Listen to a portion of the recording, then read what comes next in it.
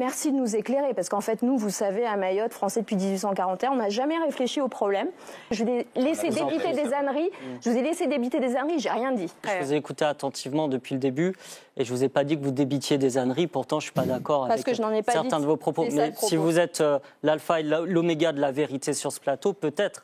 Mais moi, je pense que quand on a un rapport de force avec un autre pays, la République ne doit pas répondre par la faiblesse et en se rapetissant sur ses principes. Donc ne pas se rapetisser sur la question du droit du sol, qui est un principe de notre République une et indivisible. Ça, c'est la première chose.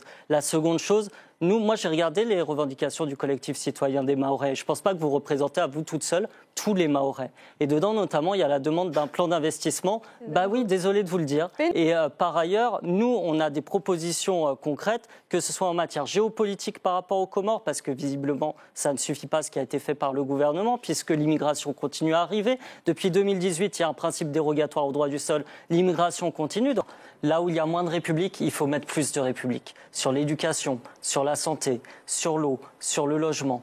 Il faut savoir qu'il y a les 3/4 de la population qui sont sous le seuil de pauvreté à Mayotte. Il y a des urgences à répondre. Donc pour vous, les difficultés graves de Mayotte sont essentiellement dues à la responsabilité de la métropole? Elles sont dues à plusieurs également choses. Non, mais aux Comores. C'est pas binaire comme cela. Elles sont dues déjà à un désengagement de la France en termes de services publics dans Mayotte, et je pense notamment en termes de gendarmerie et de justice, je ne les ai pas dit comme service public, elles sont liées à un contexte géopolitique qui existe, et là-dessus, il faut avoir une discussion qui soit, à mon avis, ferme et franche avec M. Azali Assoumani et les Comores, et voir comment on a un partenariat dans le futur pour éviter que les gens partent des Comores pour aller à Mayotte. Ça, c'est une chose.